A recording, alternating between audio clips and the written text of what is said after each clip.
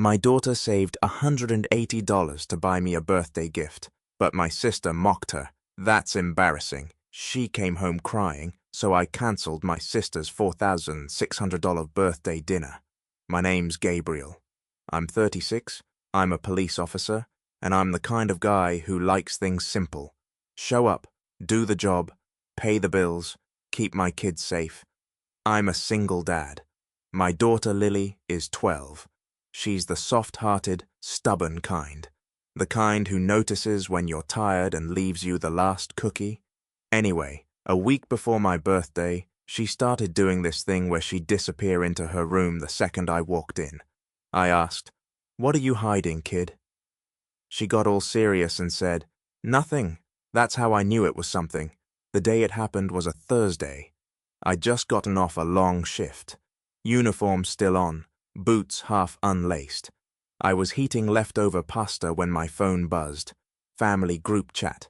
My sister Vanessa Lily's coming to the dinner on Saturday, right? Don't bring her empty-handed. I stared at the screen like, what? I texted back, "It's my birthday dinner. Why would my kid bring a gift to someone else?" Vanessa replied instantly. "Because she's family, she can contribute. Tell her to do something useful for once." That made my stomach tighten.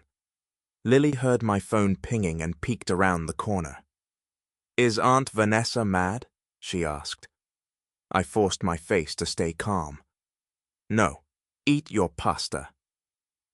But my brain was already doing that thing it does when you see a car drifting into your lane. Slow motion dread. Saturday was supposed to be my birthday dinner technically.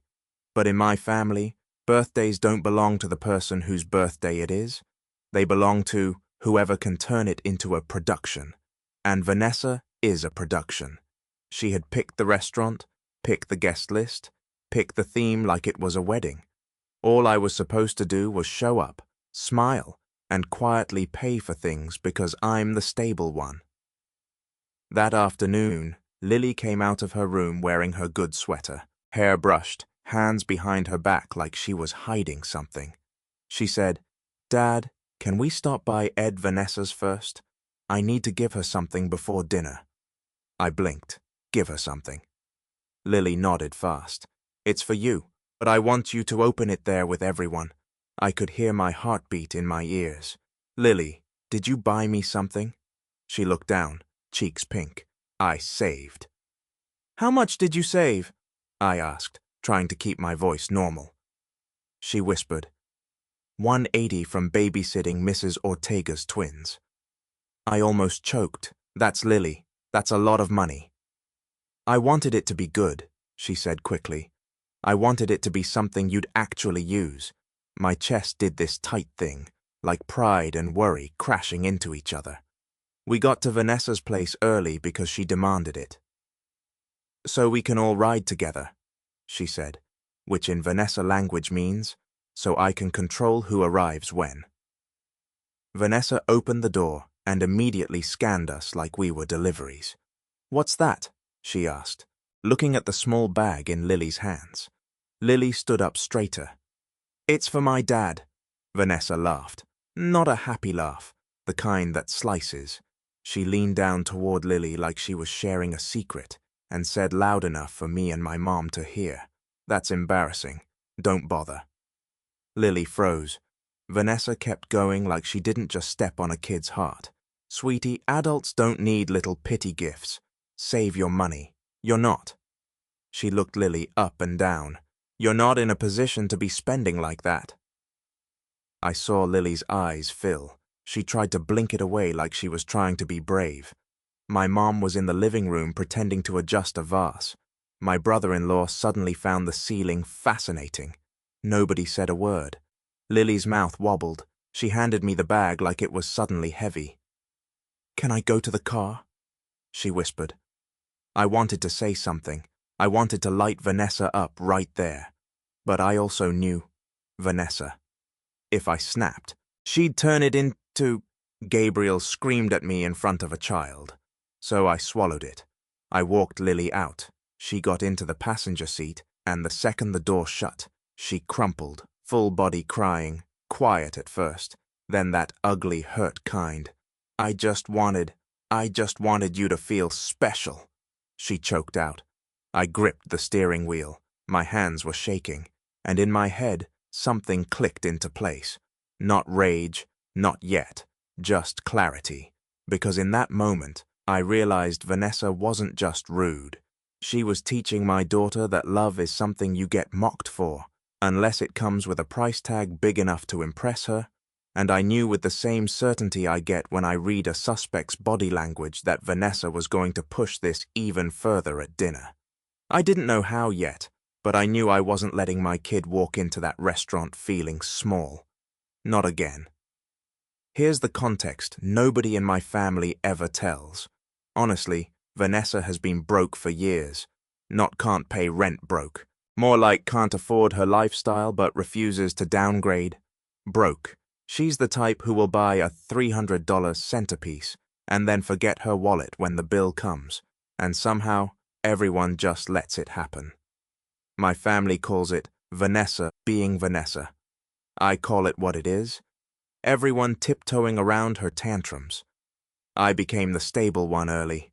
My dad left when I was a teenager. Mom worked retail and did her best, but money was always tight. I joined the police academy at 21, worked overtime like crazy, and when Lily's mom left, I took full custody. I didn't have time to fall apart, so I didn't. Vanessa, on the other hand, had time. Vanessa married a guy with a decent income, got used to being taken care of, then divorced him, and kept living like she still had his credit card. Every few months, there was a situation. Her car unexpectedly needed repairs. Her rent went up. Her friend needed money back. Her mental health was really bad, and shopping helped. And every time my mom would call me with that tired, guilty tone, "Gabriel, she's your sister," I'd say, "Mom, I'm raising a kid." Mom would sigh like I was the difficult one. "You're so cold sometimes." Cold? Because I didn't want to pay for Vanessa's poor choices. 2 years ago, Vanessa decided she needed to reinvent herself and started an event planning thing. You know how that went. She planned one baby shower, took selfies, spent the deposit, and then ghosted the client. Guess who got the angry phone call? Me. Guess who paid $900 to keep her from getting sued? Also me. So when Vanessa said she wanted to host my birthday dinner this year, I already felt the trap closing. She sent me a link to a venue reservation. "Look," she texted, "I'm doing something nice for you." "Don't ruin it," I asked.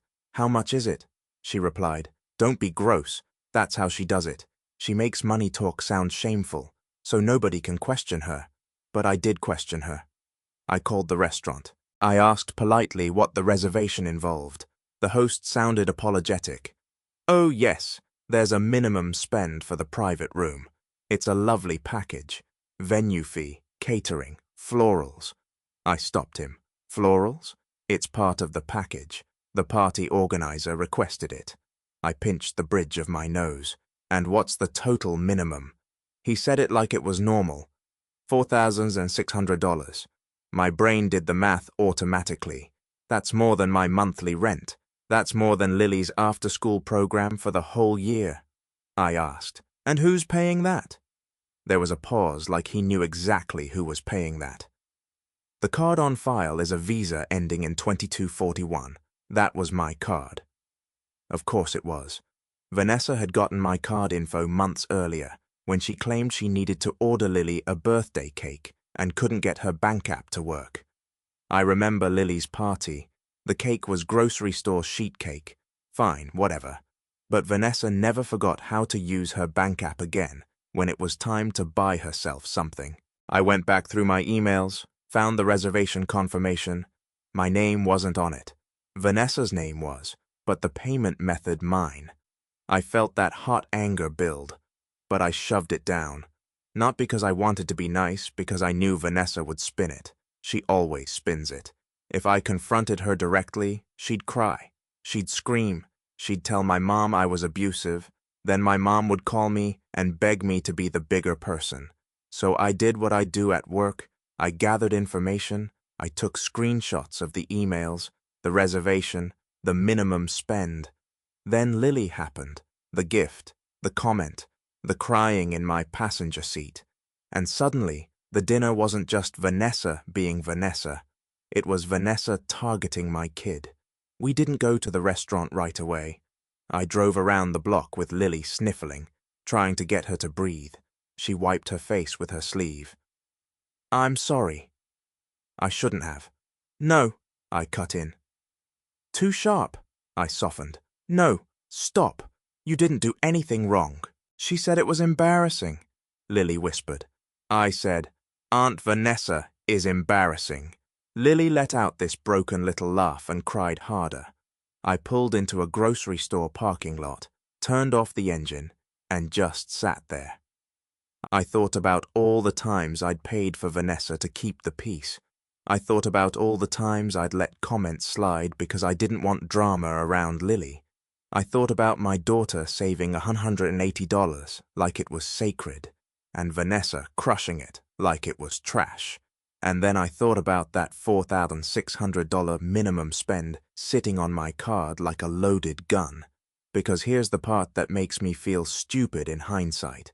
Vanessa didn't accidentally put my card on file. She did it because she assumed I'd never make a scene. She assumed I'd show up, smile, and take the hit, and my family would call it love. Lily sniffed and said, "Are we still going?" I looked at her. Her face was blotchy, eyes red, trying so hard to be grown. I said, "We're not going in there to be disrespected, but it's your birthday," she said softly, like she didn't want to disappoint me. I swallowed. "Yeah, it is." My phone buzzed again. "Vanessa, where are you? Everyone's waiting. Don't be dramatic. Dramatic. Same word, same pattern." I typed back running late, not because I cared about her feelings, because I needed time. I opened my banking app and looked at my balance. I had bills coming out, rent, Lily's school stuff, car insurance, normal life, and Vanessa was about to set fire to $4,600 for a dinner where she'd humiliate my kid. I stared at the restaurant confirmation again. Venue, catering, flowers. It hit me all at once. Vanessa had built this whole night to look like a queen, and she built it on my back. Lily whispered, "Dad, are you mad at me?" I turned toward her. "No.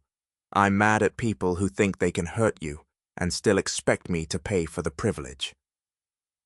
She stared at me like she wasn't sure adults were allowed to say that. I took a slow breath and said, "Here's what we're going to do. We're going to go home. You're going to get clean pajamas. We're going to order pizza, and you're going to tell me what you bought and why you picked it." Lily hesitated. "But Aunt Vanessa can throw her own party with her own money," I said. And even as I said it, I felt something settle in me. A boundary. A line. The only problem was Vanessa had my card on file, and the dinner was that night. If I didn't act, that charge would go through, and tomorrow I'd be sitting at my kitchen table trying to explain to Lily why we couldn't do something fun because I had to help family. I looked at the clock. 7:12 p.m. The restaurant was expecting us. Vanessa was expecting obedience, and for the first time in my life, I didn't feel guilt. I felt calm because I finally understood something simple. If I kept paying, I was teaching Lily to accept this, and that was not happening. We got home. Lily went straight to her room without speaking. I could hear her drawers opening and closing like she was trying to busy herself so she wouldn't cry again. I stood in the kitchen staring at my phone. Vanessa called. I let it ring. She called again. Ring, ring, ring. Then my mom called. I didn't pick up because I knew the script. "Mom, just go. Gabriel, don't cause a problem. Vanessa, you're ruining everything." And nobody would say, "Why did you talk to a child like that?" I opened the email again. The reservation had a cancellation policy. There were time limits, fees. I called the restaurant. The hostess answered in a professional voice. "Good evening. Thank you for calling." Hi, I said. This is Gabriel. I'm calling about a reservation in Vanessa's name. Yes. One moment. Okay. Yes. Private room. I swallowed. I need to remove my card from the account immediately. There was a pause. Are you the card holder? Yes. Okay, I can do that, she said carefully, like she'd done this before. We can remove payment method, but the reservation may be void without a valid card on file. I said, that's fine. And here's the part that felt surreal. It took 7 minutes, 7 minutes on hold, 7 minutes of her typing, 7 minutes of me standing in my kitchen, hearing Lily quietly moving around in her room. Then the hostess came back. Okay, she said. The card has been removed. The venue, catering, and flowers are no longer secured without payment. I exhaled like I'd been holding my breath for years. Thank you, I said, and I hung up before I could talk myself out of it. My phone immediately lit up like a Christmas tree. Vanessa, what did you do? Vanessa, call me right now. Mum, Gabriel, answer your sister. Then my brother-in-law. Dude, are you serious? I stared at the messages.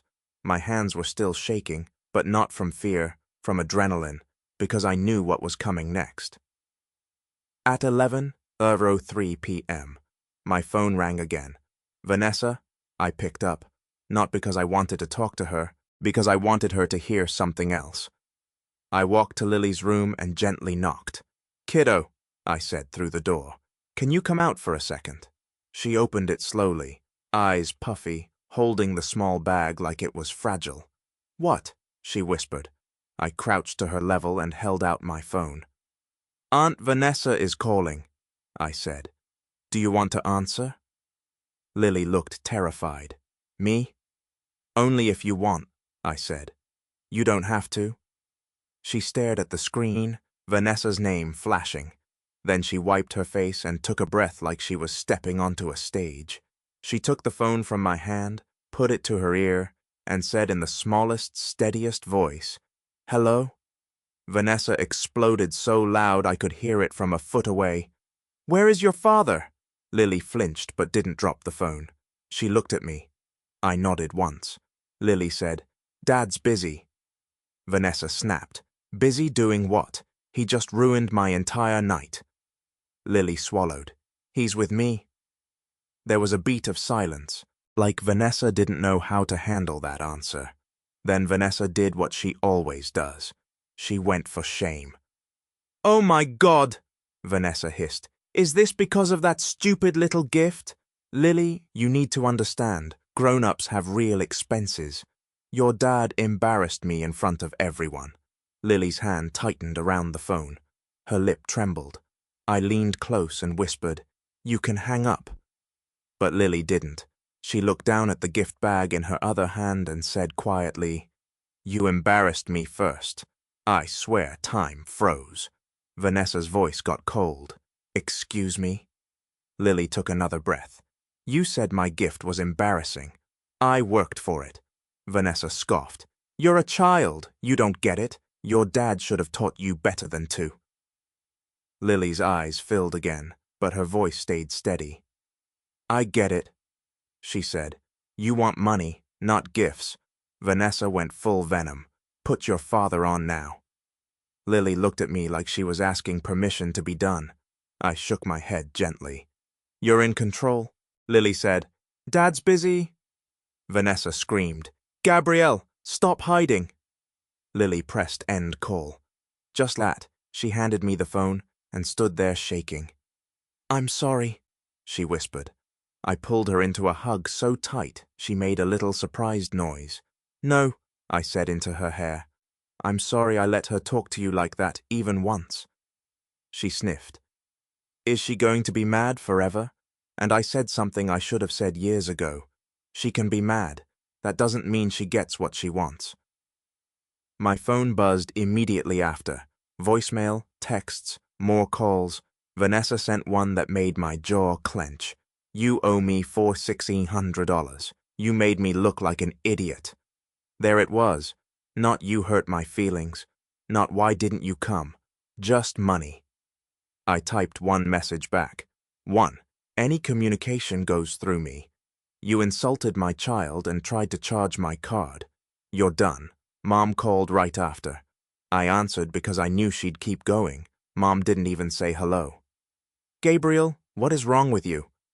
I said, what's wrong with Vanessa is not my responsibility. She was just joking. Mom said, Lily's too sensitive. I felt my voice go flat. She's 12. Mom sighed dramatically. Family doesn't do this, I said. Family doesn't make a kid cry over a birthday gift. Then I hung up, and for the first time in a long time, I didn't feel like I was going to throw up from guilt. I felt clean, like I'd finally stopped bleeding. The next morning, I woke up to 47 notifications. Vanessa had gone on a campaign. She posted on Facebook about ungrateful people. She posted vague Instagram stories, like when you help someone their whole life and they stab you in the back. She sent my mom screenshots of the restaurant staff being rude. And the family group chat? A mess. My Aunt Gabriel, you should apologize. You embarrassed your sister. My cousin, that was petty. My mum, call me. We need to fix this. Not one person asked what Vanessa said to Lily, so I told them. I typed it out in plain words. Vanessa told Lily her gift was embarrassing. Lily cried in the car. Vanessa also put my card on file for a $4,600 minimum spend without asking. I removed my card. I will not discuss this further. Then I muted the chat for 2 days. I let the noise happen without engaging. At work, I did my job, took calls, wrote reports, kept my face neutral, but inside, I kept replaying Lily's voice on the phone. You embarrassed me first. I was proud of her, but I also hated that she had to learn that kind of strength in her own family. Lily was quiet for a bit. Not sad quiet, more like processing quiet. On Monday after school, she came into the kitchen while I was making grilled cheese. She set the gift bag on the table. Do you still want it? She asked, almost like she was bracing for rejection. My chest tightened. I said, I want it more than ever. She pulled out the box. Inside was a simple watch. Nothing flashy, sturdy, practical. She said, I picked it because you always check the time on your phone, and you look tired doing it. I laughed, but my eyes burned. It's perfect, I said, and I meant it. Then she handed me a folded receipt like it was evidence in court. I kept it, she said. In case you know, I swallowed hard. In case someone tells you it was embarrassing, I said. She nodded. I sat down and looked at her. I need you to hear me, I said. You did something loving. You worked. You saved. That's not embarrassing. That's strong. Lily stared at the table and said, Aunt Vanessa only likes gifts if they're expensive. I said, then she doesn't like gifts. She likes control. That week, Vanessa tried a different angle. She texted Lily directly. I only know because Lily came to me holding her phone like it was dirty. Dad, she said. She texted. I looked. Vanessa, tell your dad he ruined everything. I hope you're proud. I felt my blood go cold. I screenshotted it. Then I did something I should have done a long time ago. I blocked Vanessa's number on Lily's phone. Lily watched me do it like she wasn't sure she was allowed to be protected from relatives. I said you don't have to read stuff that hurts you, Lily whispered. Is that okay? It's more than okay, I said. It's the rule now. Vanessa tried my mom next. Mom showed up at my door on Friday with a bag of groceries, like it was an apology token. She walked in, looked around, and said, You've made everything so tense. I didn't offer her coffee. I didn't sit. I said, What do you want, Mom? She frowned. I want my family back. I said, Then tell Vanessa to apologize to Lily. Mom waved her hand like I was being dramatic. She didn't mean it. She said it, I replied. Mom's mouth tightened. Vanessa had people coming. She had deposits. I stared at her. Deposits on my card. Mom's eyes flicked away. So she knew. Of course she knew, I said. You knew she used my card. Mom said quietly, you can afford it. That sentence felt like someone slapping my face. I laughed once, short and bitter. Mum, I said, affording something doesn't mean I owe it. She tried the guilt next. She's your sister. I nodded. And Lily is my daughter. Mum's eyes narrowed. So, you're choosing her over your family? I stepped closer. Yes. Mom looked genuinely shocked, like she expected me to hesitate. I didn't. She left angry, slammed my front door like she paid the mortgage. Then, predictably, the family split. Some relatives stopped texting me. Fine. One cousin privately messaged me. I didn't know she said that to Lily. That's messed up. My aunt kept posting inspirational quotes about forgiveness. Also fine. And Vanessa. Vanessa spiraled because here's what happens when you remove the ATM from a toxic system. They start fighting each other. My brother-in-law apparently got stuck covering part of the restaurant mess, and he was furious. Vanessa started blaming him. He started blaming her. They dragged my mom into it. Suddenly, my mom wasn't calling me about unity. She was calling me exhausted and whispering, "They're arguing again." I said, "I'm not getting involved. You used to help," Mom said. I answered honestly, "Yeah, and it trained everyone to use me." Silence. Then she said, "Small, so what now?" I looked at Lily on the couch doing homework, tapping her pencil like she was thinking hard, and I said, "Now I protect my kid, and I protect my peace." That weekend, Lily and I had a quiet birthday dinner. Not a private room, not flowers, not a performance. We went to a diner. She ordered pancakes for dinner like a rebel. I got coffee and a burger. The waitress asked, "Special occasion?" Lily smiled and said, "It's my dad's birthday, and he's the best, and that was worth more than any $4,600 dinner could ever be." It's been a couple months now. Vanessa still hasn't apologized to Lily. She's apologized around it like, "I'm sorry you took it that way. I'm sorry Gabriel's making you hate me. I'm sorry nobody understands how stressed I am. But not, I'm sorry I hurt a child." So, the boundaries stayed. Vanessa doesn't get access to Lily. And honestly, that's the whole point, because here's the thing I wish someone had told me when I was younger. Being the stable one can turn into being the designated sacrifice. People get used to you fixing things. They get used to you paying. They get used to you swallowing insults. And the second you stop, they call you selfish. But it's not selfish to stop being used. It's normal. Lily wears her brave face a little easier now. She laughs more. She doesn't flinch when my phone buzzes. Last week, she asked me, "Do you think Aunt Vanessa will ever be nice?" I told her the truth in simple words. "I don't know, but her being nice isn't your job, and it's not mine either." She nodded like she was filing it away for the rest of her life, and maybe that's the real gift here. Not the watch, even though I wear it every day. The lesson: love isn't a bill, family isn't a free pass, and respect isn't optional just because someone shares your last name. If you make my kid feel small, you don't get my money, my time, or my silence. That's the boundary. That's the moral. And for the first time in a long time, I can say it without shaking. My daughter comes first. The end.